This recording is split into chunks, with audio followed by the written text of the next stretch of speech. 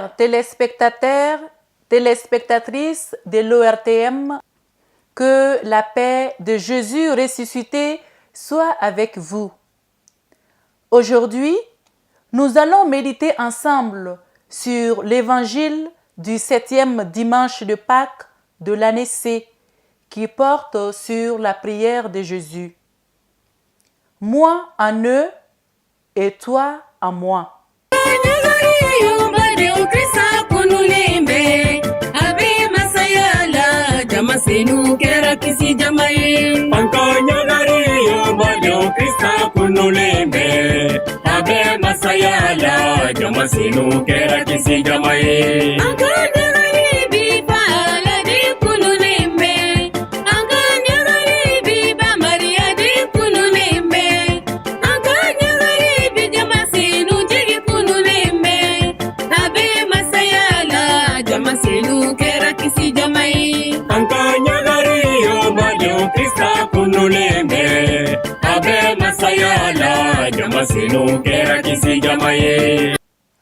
Juste avant d'entrer dans sa passion, Jésus prie pour ses disciples et pour chacun de nous.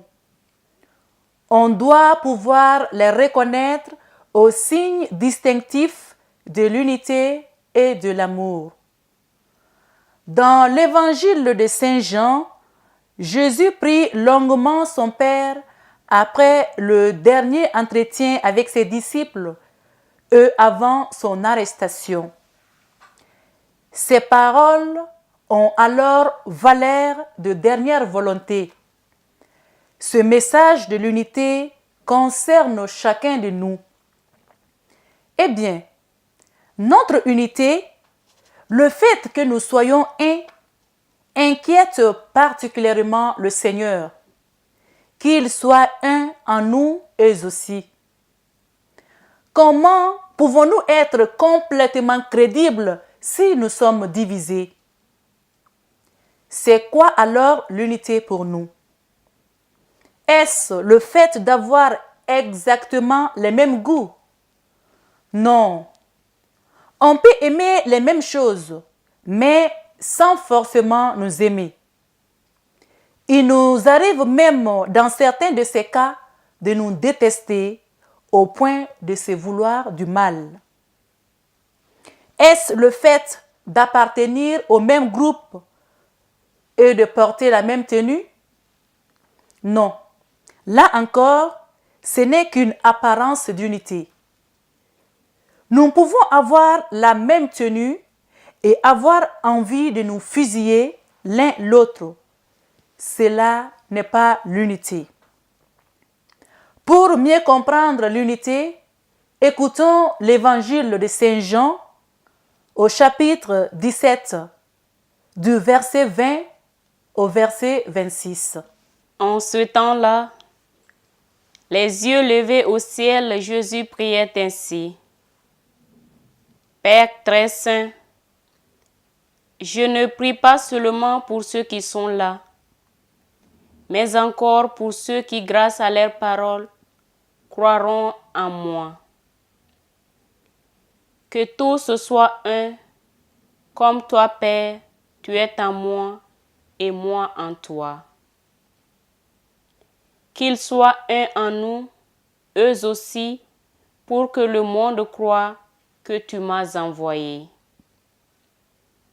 Et moi, je leur ai donné la gloire que tu m'avais donnée pour qu'ils soient un comme nous sommes un. Moi en eux et toi en moi. Qu'ils deviennent ainsi parfaitement un, afin que le monde sache que tu m'as envoyé et que tu les as aimés comme tu m'as aimé. Père, ce que tu m'as donné, je veux que là où je suis, ils soient eux aussi avec moi, et qu'ils contemplent ma gloire, celle que tu m'avais donnée parce que tu m'as aimé avant la fondation du monde. Père juste, le monde ne t'a pas connu, mais moi je t'ai connu. Eux, ceux-ci ont reconnu que tu m'as envoyé.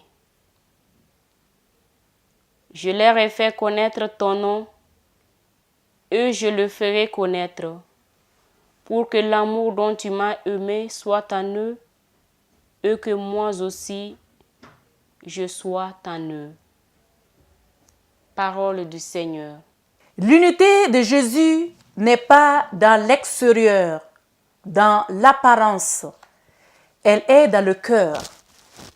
Elle est le résultat de cette force intérieure qui nous fait aimer l'autre, alors même qu'il pense différemment de nous, alors même qu'il vit différemment de nous. L'unité, si on peut le dire, est le fruit de l'amour. Or, nous le savons bien, notre capacité d'aimer est quelquefois bien limitée. Et le seul qui puisse nous faire grandir dans l'amour, c'est Jésus. Jésus qui, par amour pour nous, est mort sur la croix. Nous ne cessons de pécher. Et Jésus, lui, ne cesse d'être patient, de nous pardonner, de nous éduquer. Il est toujours uni à nous. Mais nous, sommes-nous vraiment unis à lui? Car si nous ne cherchons pas d'abord cette unité de cœur avec Jésus, jamais nous n'arriverons à vivre l'unité entre nous. Pour avoir la force d'aimer, il faut prendre quotidiennement le temps du cœur à cœur avec Jésus. Il faut prier Dieu en vérité. C'est son amour qui transformera notre cœur. Cherchons donc à être toujours en union de cœur avec Jésus. Alors, il nous fera grandir dans l'amour des autres. Alors, les gens ne s'arrêteront plus à notre unité de surface, mais s'interrogeront vraiment sur ce qui nous unit. Et là, ils verront Dieu. C'est en cela que nous serons de véritables témoins. Quand nous pensons à l'unité, nous le faisons un peu comme des coupables, parce que nous avons en mémoire les grandes déchirures de l'Église au cours de l'histoire, les guerres de religion, la concurrence dans les pays de mission, et plus près de nous, les conflits et les difficultés qui subsistent entre les membres d'une même famille, au sein d'un groupe, d'une nation, etc. L'unité nous semble alors très lointaine. Mais quand Jésus, lui, nous parle de l'unité, elle redevient une espérance, une promesse, une certitude. Car l'unité vers laquelle nous sommes en marche existe déjà en Dieu.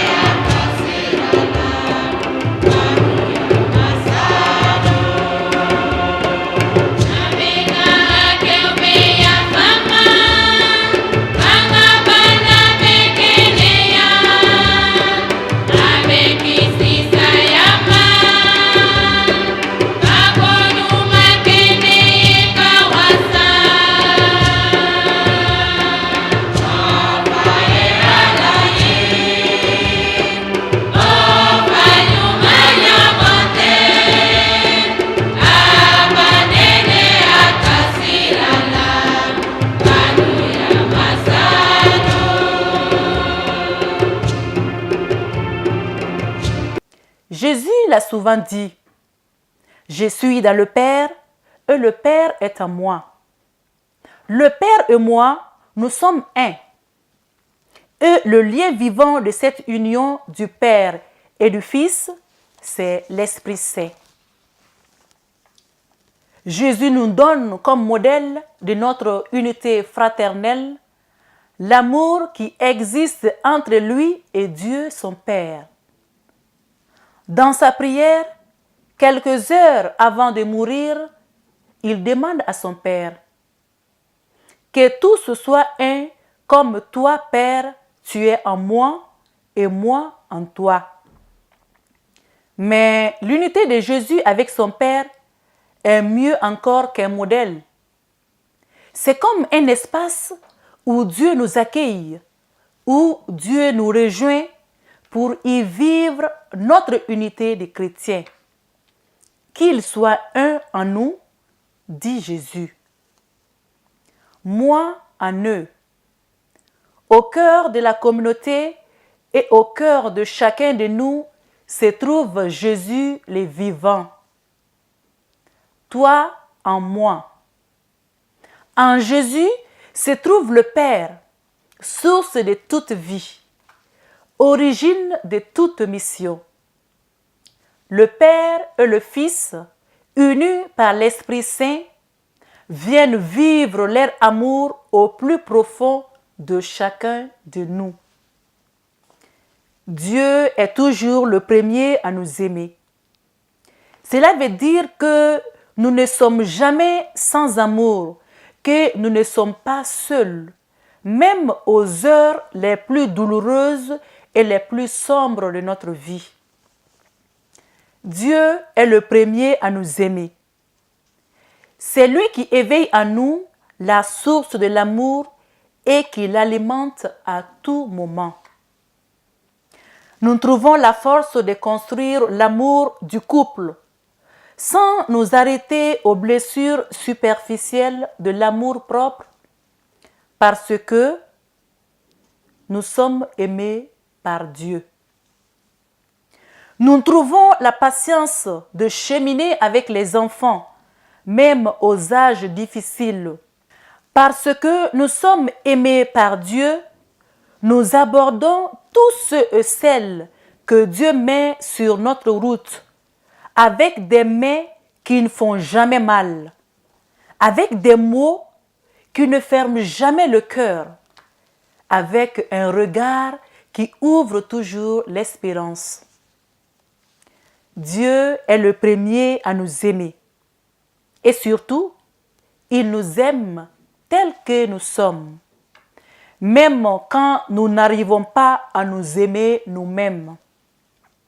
Avec Dieu, il n'est jamais trop tard.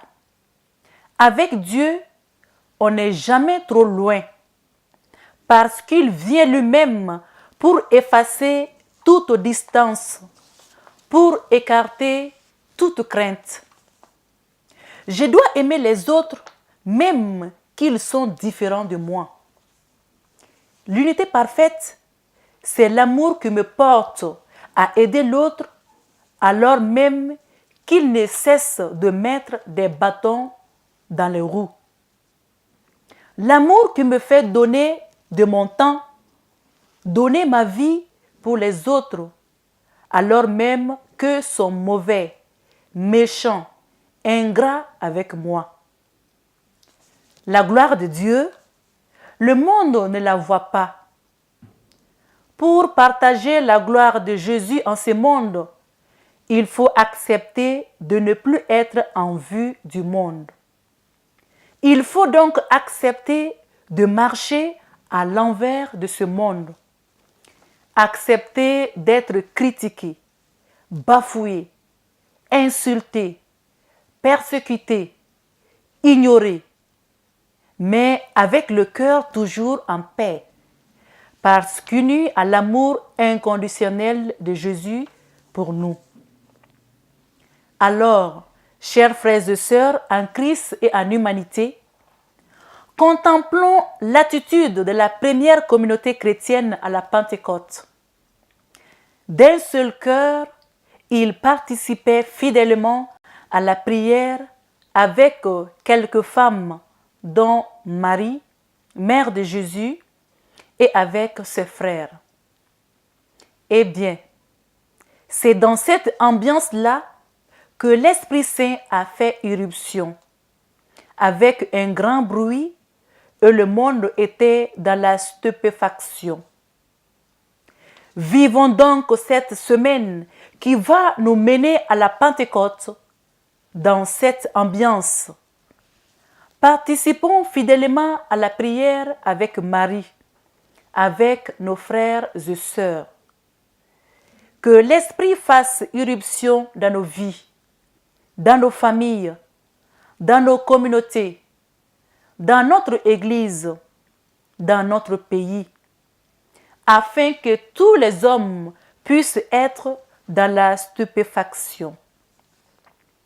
Dans ce passage, Jésus prend en charge notre inquiétude d'aujourd'hui et nous rassure.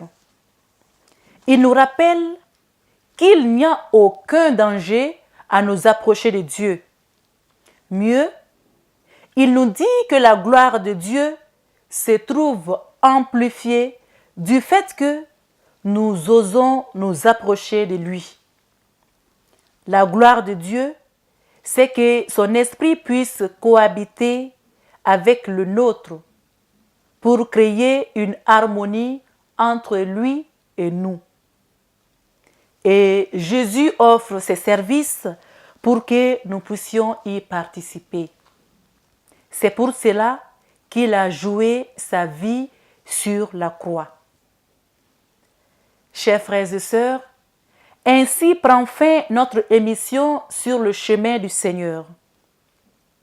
Puissions-nous vivre unis les uns aux autres pour construire un monde de paix et d'amour. Que Dieu nous bénisse et nous garde dans sa paix. Amen.